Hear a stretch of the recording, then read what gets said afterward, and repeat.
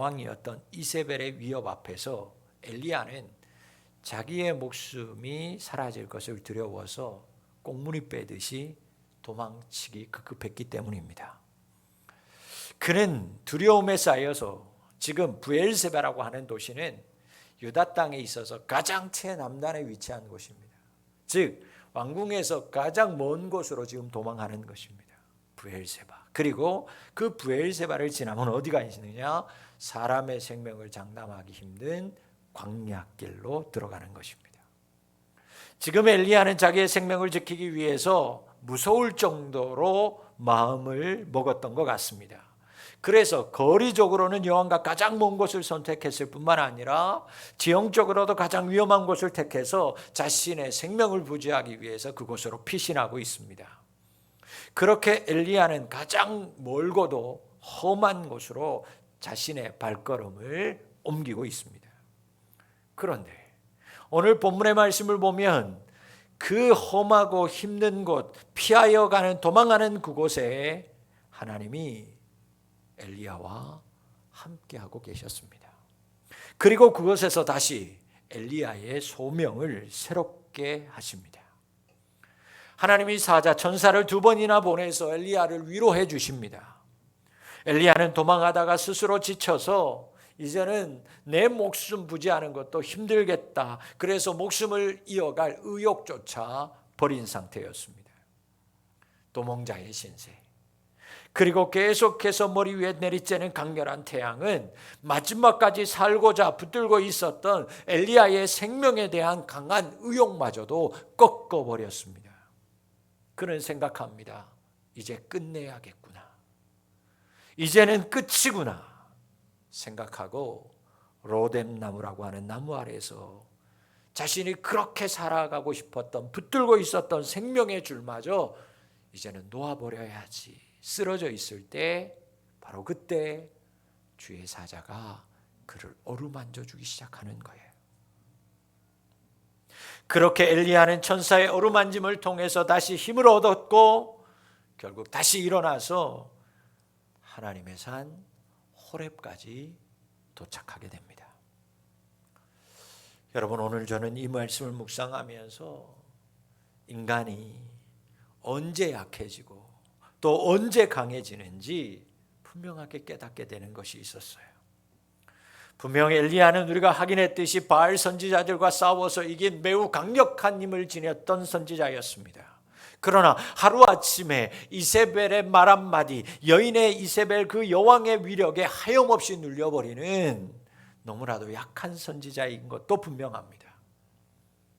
포기하지 않고 7번씩이나 생명을 걸고 기도함으로 말미암아 바다 쪽에서 일어나는 손바닥만한 구름에서 큰 빗소리를 듣기도 하던 능력의 선지자이기도 하던 이 사람이 이방 여인의 한마디 경고 앞에서 자기 목숨만이라도 부지해 보겠다고 쩔쩔매면서 광야로 도망하는 두려움도 많고 연약함도 많은 선지자임을 우리는 보게 됩니다. 여러분, 엘리야만이 이런 삶을 살았을까요?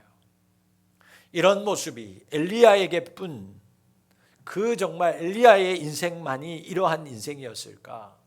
여러분, 오늘 우리의 인생의 모습도 엘리야와 별반 다르지 않습니다.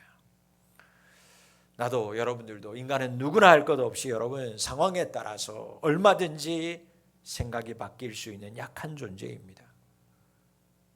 한때는 한없이 강하다가도 한때는 그 강하던 사람이 또 한없이 약해지기도 합니다. 아침은 정말 살 것 같은데 저녁이 되면 죽을 것 같기도 해요. 햇볕이 내리쬐는 날이 좋다가도 뜨거워 못 살겠다고, 비가 내리면 시원하고 좋다가도 얼마 못 가서 습하고 우중충해지는 날씨 따라서 금세 축축 처지는 것이 우리들의 모습 아닙니까?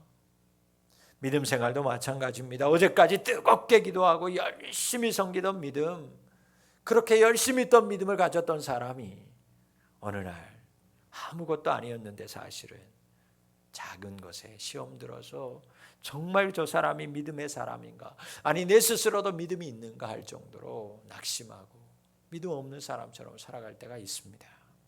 여러분, 인간은 누구나 이렇게 강해질 때도 있고 약해질 수도 있습니다. 그런데 오늘 본문은 더 나아가 하나님의 모든 말씀을 보면 인간의 강함과 약함이 어디로부터 시작되는지 우리에게 분명하게 말씀하고 있습니다. 여러분, 인간의 약함과 강함은, 우리의 강함과 약함은 어디에서부터 오는가? 여러분, 누구를 의지하느냐에 따라서 인간은 강해지기도 하고 약해지기도 합니다. 내가 누구를 선택하고 내가 누구를 의지하느냐에 따라서 그 강함과 약함이 온전함이 되기도 하고 때로는 그릇되기도 합니다. 엘리야는 바알 선지자들과 대결해서 하나님을 의지했을 때 그는 분명 강한 선지자였습니다. 3년 6개월 동안이나 비가 내리지 않는 극심한 가뭄 속에서도 하나님을 바라며 기도했을 때 엘리야는 분명 능력의 선지자였습니다. 그러나 그 강하던 엘리야가 이세벨 여왕의 경고를 더 강하게 바라보고 그 여왕의 경고를 더 크게 들었을 때 그는 하염없이 약한 선지자가 되어버렸습니다. 하나님을 의지했을 때는 850명의 바알과 아세라 선지자들 앞에서도 자기의 생명을 조금도 두려워하지 않고 아까워하지 않았던 엘리야 선지자가 여왕의 말 한마디가 더 크게 들리기 시작했을 때는 자기의 생명만이라도 살아보겠다고 도망치는 약한 선지자가 되고 말았습니다. 광야를 의지하고 로뎀나무를 의지할 때는 죽고자 하여 쓰러져 가던 사람이 하나님의 천사를 의지했을 때는 쓰러져 가던 그가 살고자 다시 일어나는 사람이 되더라는 것입니다. 여러분들은 지금 무엇을 의지하고 계신가요?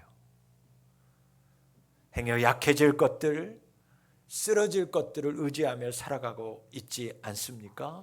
그렇게 살아오지 않았습니까? 자기를 의지하는 것도, 세상에 힘 있는 것들을 의지하는 것도 여러분 다 약해질 것들을 의지하는 것들입니다. 그것들은 다 무너질 것들입니다. 쓰러질 것이요 사라질 것들입니다. 이 자리에 있는 사랑하는 우리 성도 여러분, 예배한 우리 모든 성도 여러분, 절대로 무너지지 않는, 위로해 주시고 다시 강하게 일으켜 주시는 예수님만 의지하는 우리 성도님들의 삶이 되실 수 있기를 주의 이름으로 축원합니다. 그때 여러분의 인생을 하나님께서 독수리의 날개침같이 강하고 능하게 하여 주실 줄 믿습니다. 오늘 엘리야의 고백 속에서 그가 사람의 말과 상황을 더 의지하던 것 외에 또 다른 것을 의지하면서 지금까지 신앙생활을 하던 사람이었다는 것을 알려주는 대목이 한 말씀이 등장합니다. 4절 말씀을 보면 엘리야가 하나님 앞에서 이런 고백을 합니다. 하나님, 나 이제 못 살겠어요. 나 이제 죽기를 원합니다. 나 이제 넉넉하다. 나 이제 충분히 살았으니까 나 이제 여기서 죽겠습니다. 그럴 때 그가 뭐라고 얘기하냐면 이렇게 얘기합니다. 나는 내 조상들보다 낫지 못하나이다.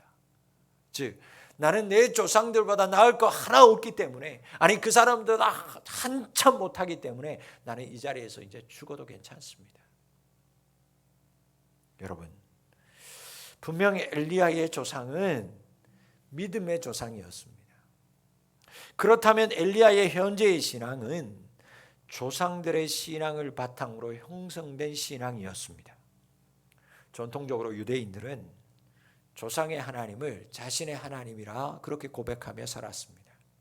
그렇기 때문에 자연히 지금 엘리야의 신앙도 조상의 신앙, 지금 부모님들, 그 부모님들로부터 이어받아서 내려온 신앙으로 시작된 것, 그건 당연한 신앙이었습니다. 그런데 문제는 뭐냐? 엘리야의 그가 고백하는 대로 그의 현재의 신앙의 기준이 하나님이 아니라 자신의 조상들이 기준이었다는 것이 문제였습니다. 그의 신앙의 기준은 자신의 조상들보다 더 나은지 아니면 그렇지 못한지에 따라서 결정되는 신앙이었습니다. 여러분, 분명 이런 신앙도 긍정적인 면이 있습니다. 여러분들의 부모님이 신앙을 하는 부모님이라면 나는 우리 부모님보다 내가 신앙이 더 나은가? 아니, 누군가가 비교하면서 옆에 있는 성도들을 바라보면서 정말 내 자신을 채찍질하면서 왜 나는 저분보다 이렇게 신앙이 없을까? 그래서 채찍질하면서 보다 더 나은 신앙인이 되려고 노력하고 힘쓰는 것 당연히 좋은 모습이고 긍정적인 모습입니다. 그러나 누군가와 비교하는 신앙인이 되어버리면 이 사람의 관심은 하나님이 아니라 늘 그 사람에게 매여버리고 말아버립니다. 내 조상보다 나는 나은 사람일까? 못한 사람일까? 나는 내 부모님보다 더 나은 신앙인일까? 못한 신앙인일까? 지금 나는 저 집사님보다 더 나은가? 아니면 더 못한가? 나는 저 목사보다 더 나은 목사일까? 더 못한 목사일까? 우리 교회는 저 교회보다 더 나은 교회인가? 아니면 더 못한 교회인가? 여러분, 이 생각 어디에서도 안타깝지만 하나님을 찾아볼 수는 없습니다.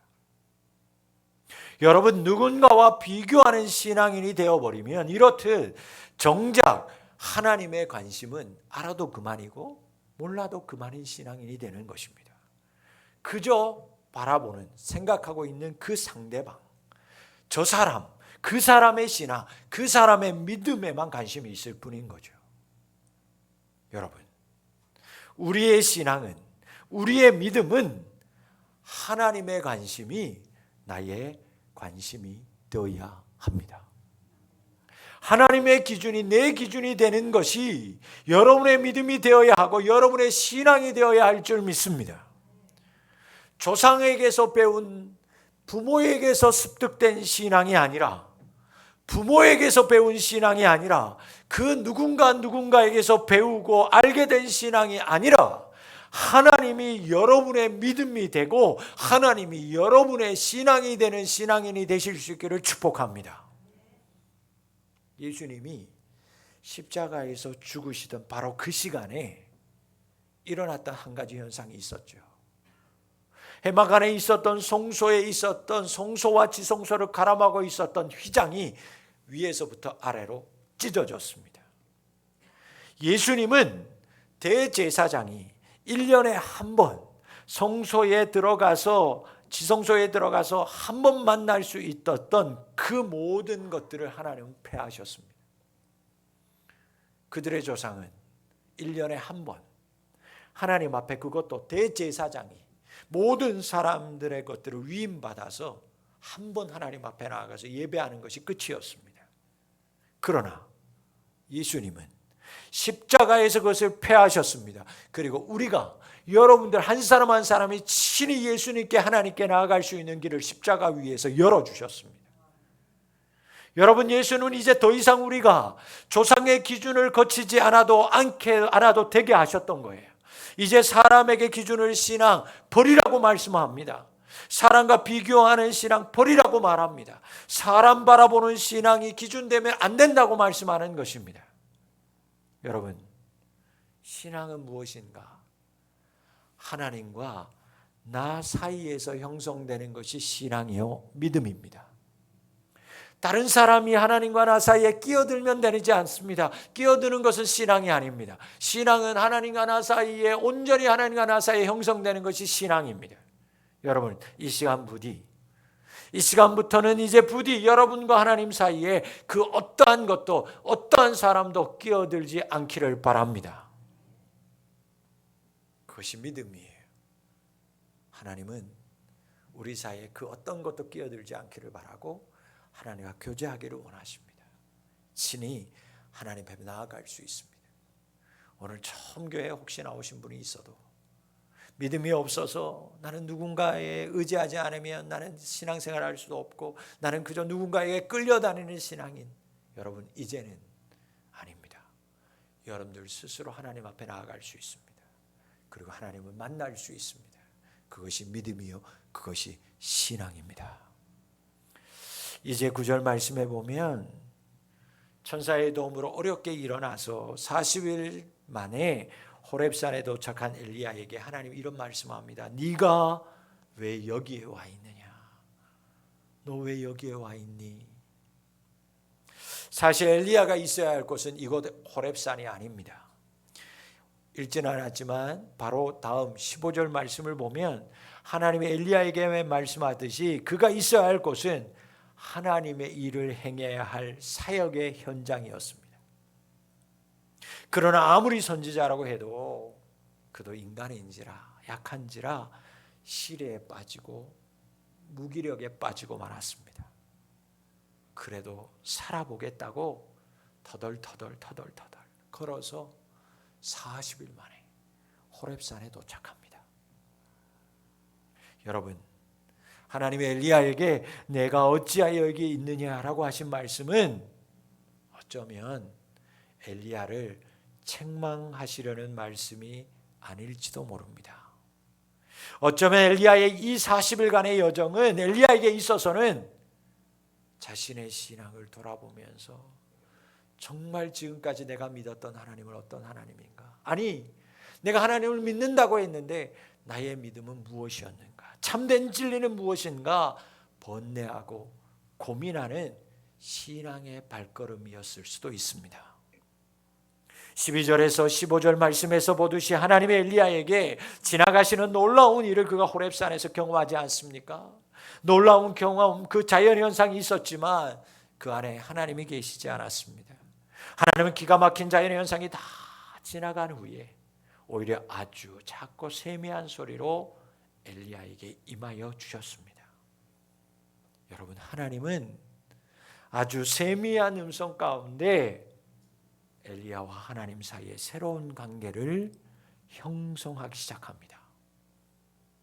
여러분, 하나님이 만약 엘리야를 질책하고 책망하시려고 하셨다면 그렇게 세미한 음성으로 말씀하시는 않으셨을 것입니다. 하나님은 그가 시리에 빠진 것을 믿음이 없기 때문이구나 말씀하지 않으셨습니다.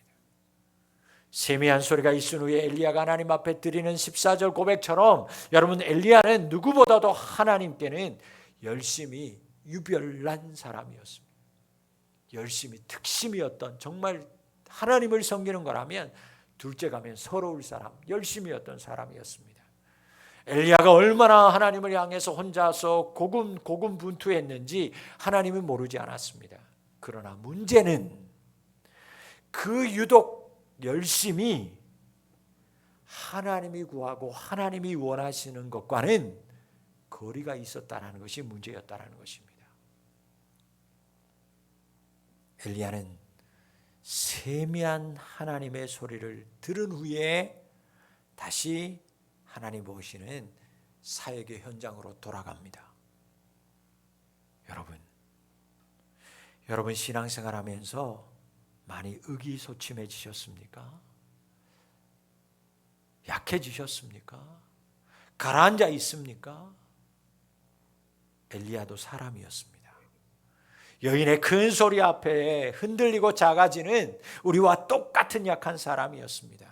그러나 결국에는 하나님은 방황하고 마음을 잡지 못하는 엘리야를 호렙산에 세우셨고 그를 다시 하나님의 사람이 있어야 할 곳으로, 현장으로 다시 보내셨습니다.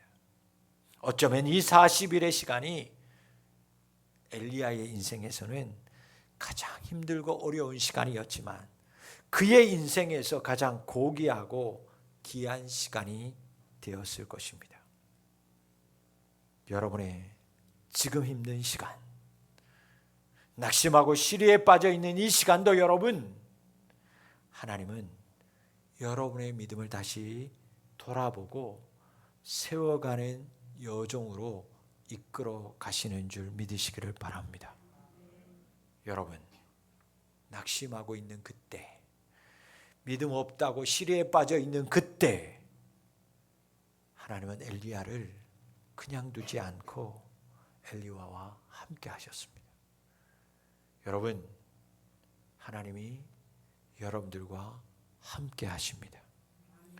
낙심과 시리에 빠져 있는 그 시간에도 하나님은 인내하시면서 여러분 곁에서 여러분을 묵묵히 바라보고 계시고 지켜주실 뿐만 아니라 어루만져 주심을 기억하실 수 있기를 바랍니다. 여러분, 하나님의 세미한 소리를 들은 호렙산 사건은 엘리야에게 있어서는 자기의 열심으로 신앙생활하던 그가 이제는 하나님의 작은 세미한 소리에도 민감한 자로 거듭나는 시간이었습니다. 자기가 가고 싶어 하던 곳을 가고 자기가 원하는 것만 하던 엘리야가, 그때는 정말 열심히 하던 그가 하나님이 보내시는 곳으로 가게 되고 하나님이 관심이 있는 것에 이제 관심을 가지게 되는 엘리야로 거듭나는 사건이었습니다.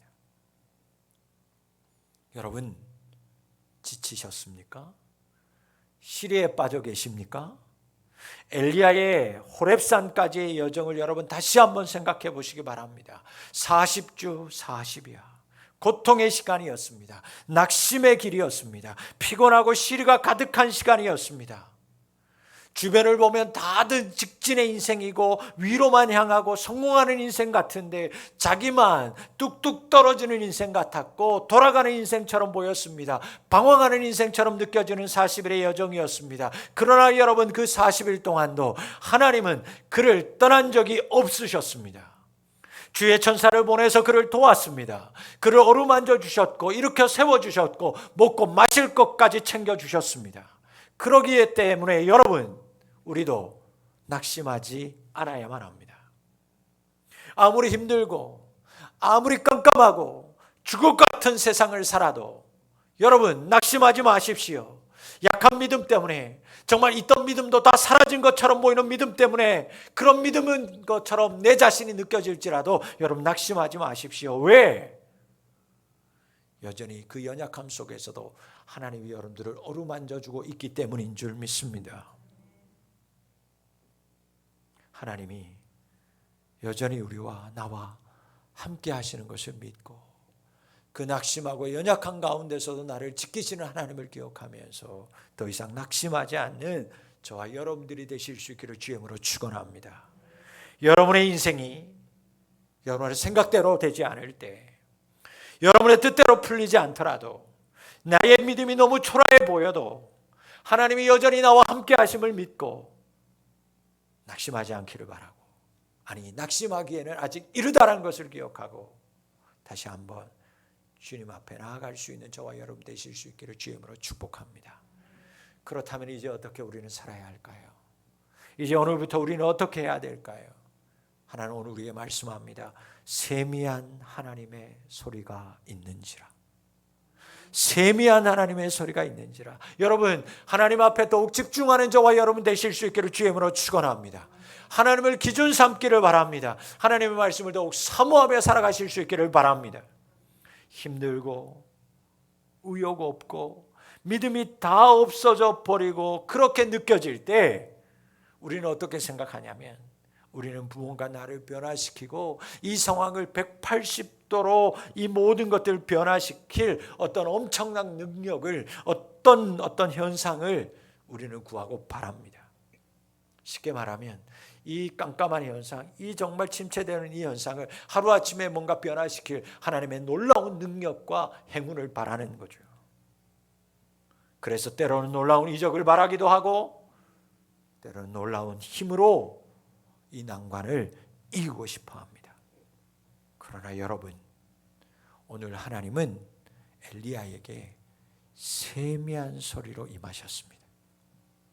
이것이구나, 정말 이거구나 생각했던 놀라운 현상으로 그에게 임하신 것이 아니라 아주 작고도 아주 세미하고도 또렷한 하나님의 음성, 즉 하나님의 말씀으로 하나님은 엘리야에게 임하셨습니다.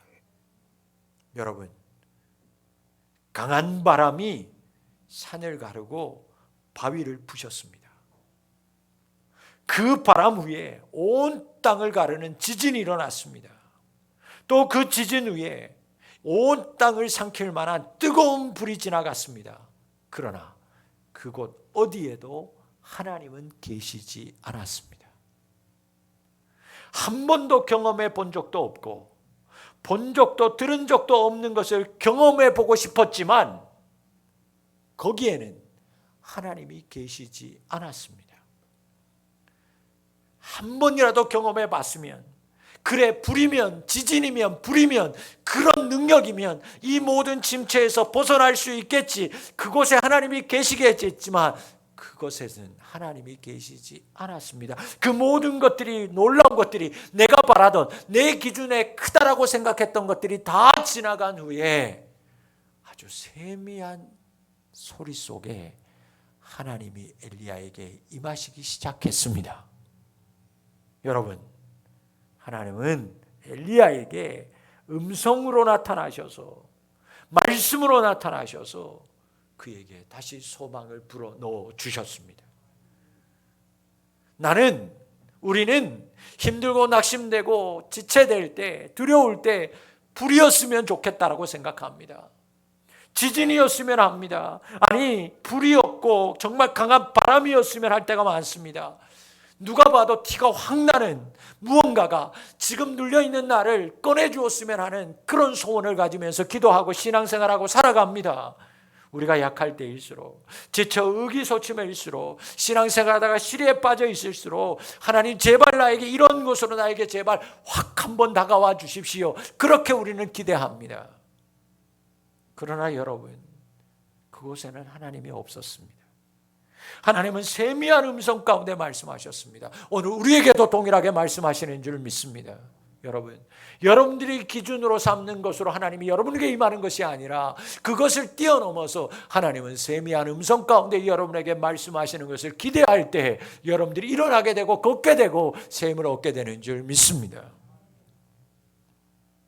이적과 기적, 누구라도 부러워할 만한 현상의 변화와 능력을 나는 기대하지만, 놀라운 환경의 변화를 바라지만, 하나님은 이제 여러분의 기준이 이러한 것들이 아니라 하나님이 말씀이 되고 하나님이 여러분의 기준 되기를 원하시는 줄 믿으시기를 바랍니다. 여러분, 무엇을 의지하십니까? 사라질 것들을 의지하지 말고 무너지지 않고 늘 여러분 곁에서 위로해 주시고 다시 여러분을 일으켜 세우시는 하나님을 의지하는 우리 성도님들 되실 수 있기를 축복합니다. 여러분과 하나님 사이에 이제는 그 어떠한 것도, 특별히 어떠한 사람도 끼어들지 못하게 하십시오.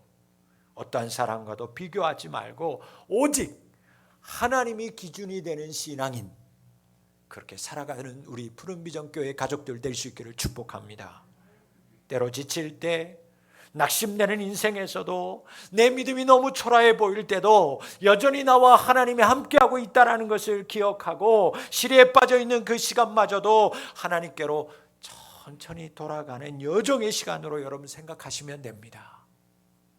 그 시간마저도 하나님이 나를 어루만져 주시는 시간으로 여길 때 우리는 하나님 만날 줄 믿습니다. 낙심될 때, 의기소침해질 때, 힘없어 쓰러질 때, 그 순간에도 여러분의 생각이 기준되는 것이 아니라 하나님이 기준되는 그런 삶, 그런 여러분의 인생 될 수 있기를 바랍니다.